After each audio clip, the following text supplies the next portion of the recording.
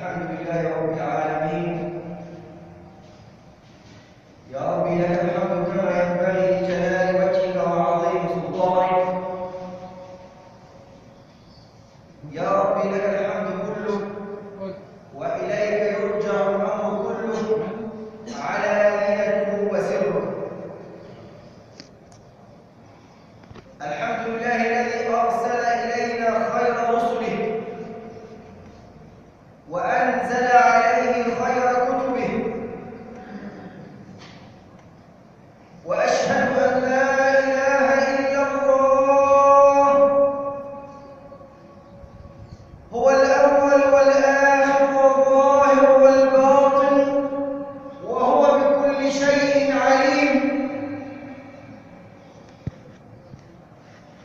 من الله علينا إذ بعث فينا رسولا من أنفسنا يتلو علينا آيات الله ويزكينا ويعلمنا الكتاب والحكمة. وأشهد أن سيدنا وأستاذنا سيدنا محمد صلى الله عليه وسلم رسول الله. الله تبارك وتعالى أرسله إلينا رسولا ونبيا ليخرجنا من الظلمات إلى النور، فلم يرى خيرا إلا ودلنا عليه، ولم يرى شرا إلا وحذرنا من الوقوع فيه. خير من عاش وخير من مات هو رسول الله صلى الله عليه وسلم. إن الله وملائكته يصلون على النبي يا أيها الذين آمنوا صلوا عليه وسلموا تسليما. فاللهم صل وسلم وزد وبارك على سيدنا محمد في الأولين وفي الآخرين وفي الملأ الأعلى إلى يوم الدين. ونسألك يا ربنا بحق شهر مولده أن ترزقنا شفاعته، وأن توردنا حوضه، وأن تسقنا من يده الشريفة شربة هنيئة لا نظمأ بعدها أبدا. أيها الإخوة الأحباب، أكثروا من الصلاة والسلام على حبيبكم وشفيعكم سيدنا محمد صلى الله عليه وسلم.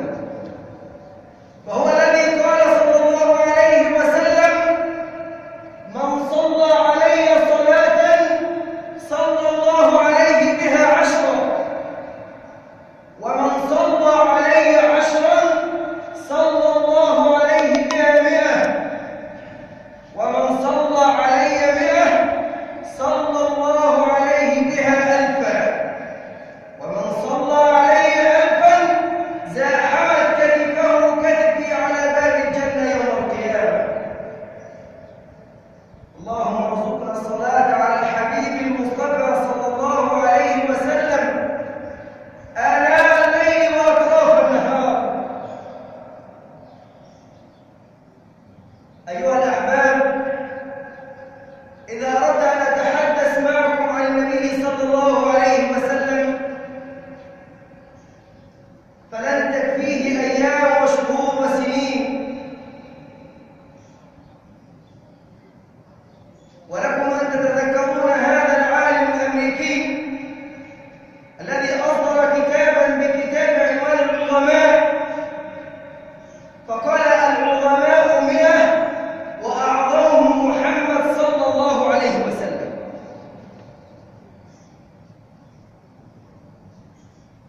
من الطبيعي أن العلماء لهم أفكار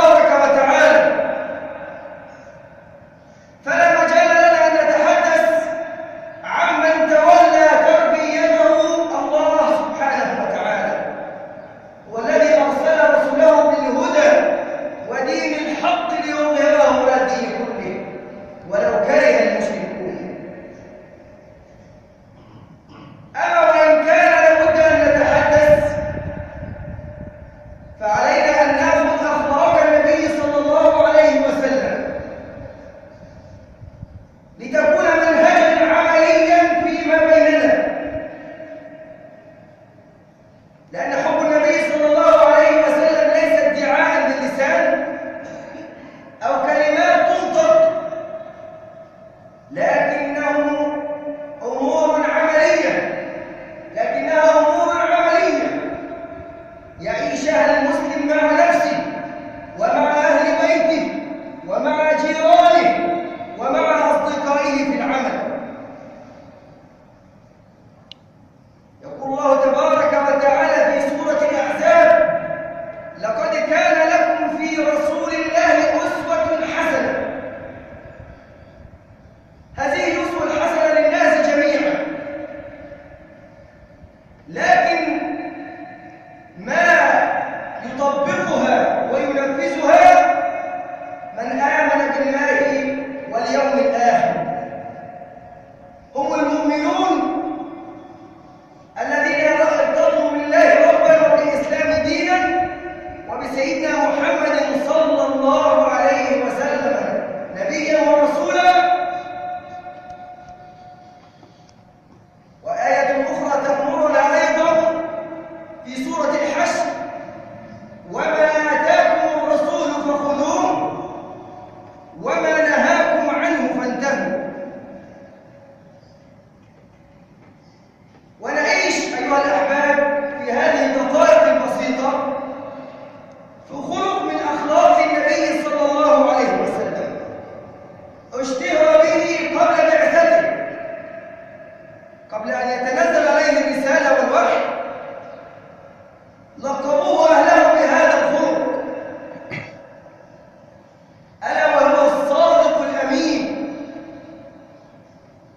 الصدق أيها الإخوة الأحباب خلق خطير إذا عشت به قولا وفعلا وسلوكا في كل جوارحك، بهذا يكون اقتداءك بالنبي صلى الله عليه وسلم. نعلم أولادنا الصدق، نتعامل معهم بالصدق. وأبدأ مع حضراتكم بهذا الموقف الجميل عندما نادت إحدى النساء ابنها وقالت: هكذا أعطيك شيء، تعال هكذا أعطيك شيء. فسمعها النبي صلى الله عليه وسلم فسألها: وماذا أردت أن تعطيه؟ قالت: أردت أن أعطيه تمرا. قال لها: اعلمي إن لم تعطيه كتبت عليك كذبة. هذا الموقف نقيس به كل تعاملاتنا مع أولادنا وأطفالنا. إن لم تعطيه كتبت عليك كذبة. والآيات في هذا الخلق كثيرة وكثيرة. الله تبارك وتعالى في سورة التوبة ينادي المؤمنين: يا أيها الذين آمنوا اتقوا الله وكونوا مع الصادقين. هم مؤمنون ويوجههم الله تبارك وتعالى بمرافقة الصديقين. اتقوا الله وكونوا مع الصادقين. فبمرافقة الصادقين تنال أعظم الأماكن وأعظم الدرجات عند الله تبارك وتعالى. وقال الله في سورة المائدة: وقال الله: هذا يوم ينفع فيه الصادقين صدقهم. هذا يوم ينفع الصادقين صدقهم، لهم جنات تجري من تحتها الأنهار، ذلك الفوز العظيم.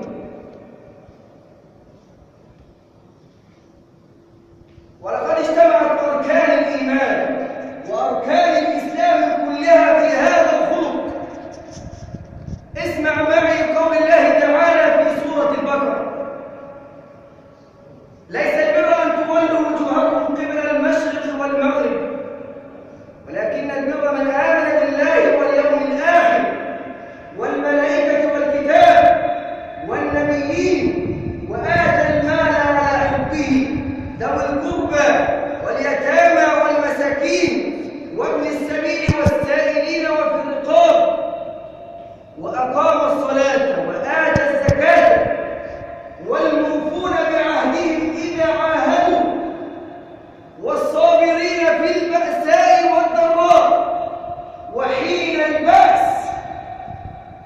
من هم يا رب؟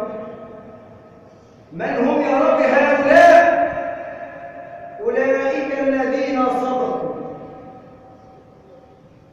صدقوا في إيمانهم، صدقوا في إسلامهم، صدقوا في تخلقهم بأخلاق النبي صلى الله عليه وسلم.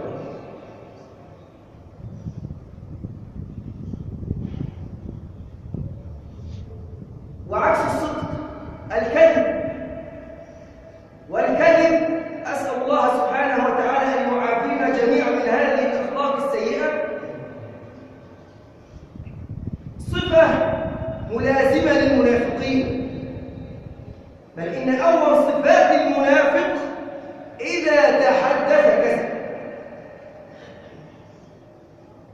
يسأل الصادقين عن صدقهم ويعذب المنافقين إن شاء ويتوب عليهم.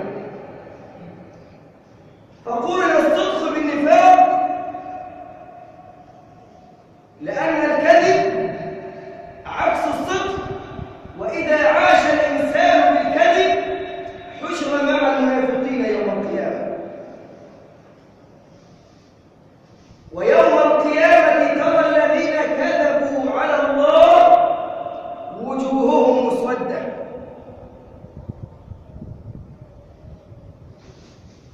أيها الإخوة الأحباب، وإليكم هذا الحديث الشهير: عليكم بالصدق.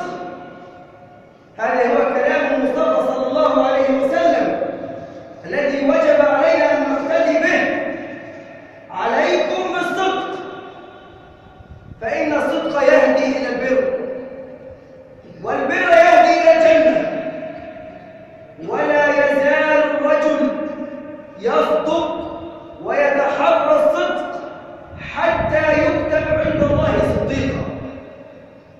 اللهم اجعلنا من الصادقين، اللهم اجعلنا من الصادقين في أقوالنا وأفعالنا حتى يكتب عند الله صديقا.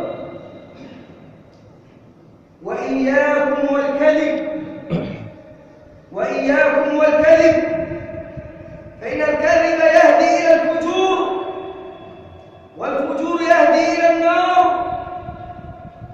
ولا يزال الرجل يكذب ويتحرى الكذب حتى يكتب عند الله كذابا. أتحب أن تكون من هذا الصدق؟ صدق في المعاملات، صدق في الطاعات، صدق في النية. فلو صدقوا الله لكان خيرا لهم، فلو صدقوا الله في نيتهم لكان خيرا لهم. هكذا أيها الإخوة الأحباب علمنا النبي صلى الله عليه وسلم هذا الخلق قبل أن يبعث وقبل أن تتنزل عليه الرسالة، فاشتهر في قومه بالصادق الأمين. أسأل الله تبارك وتعالى أن يجعلنا من الصادقين. أقول قولي هذا وأستغفر الله لي ولكم فتوبوا إليه واستغفروه.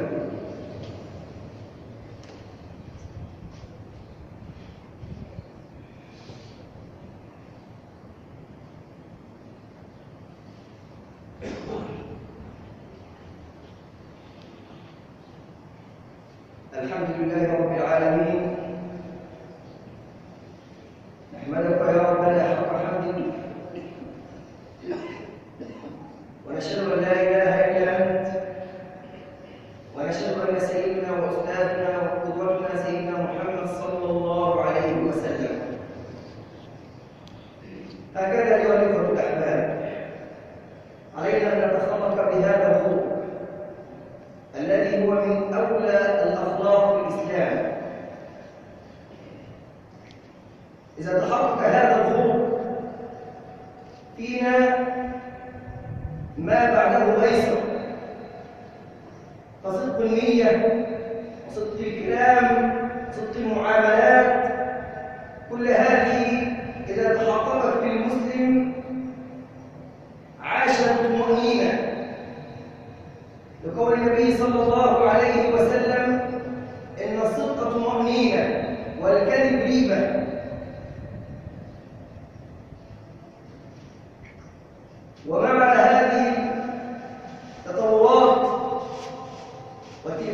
محمولة.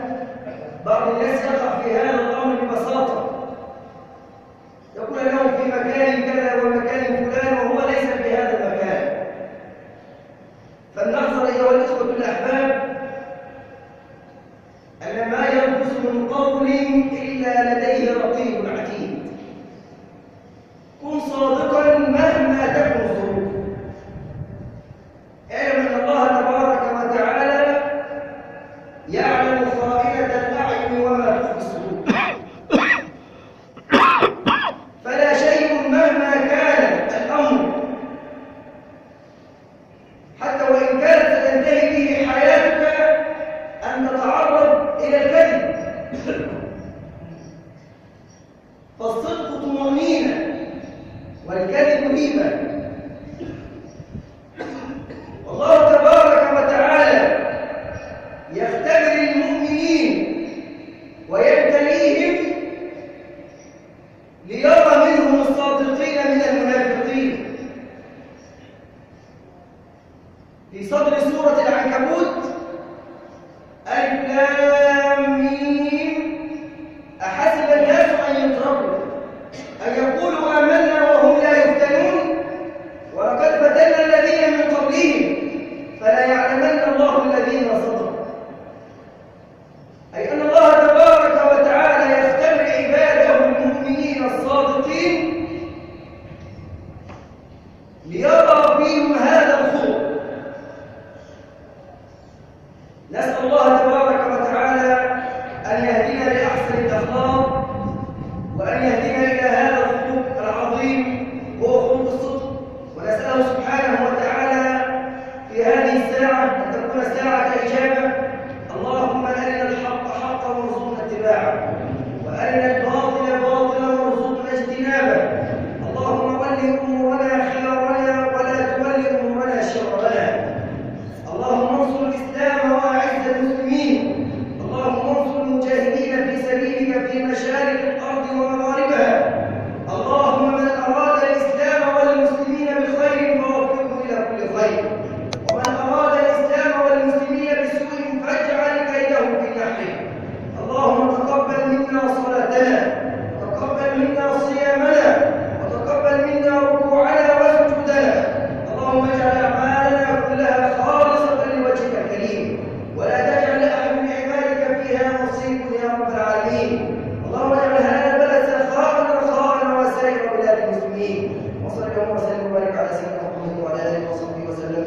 قوموا إلى صلاتكم يرحمكم الله.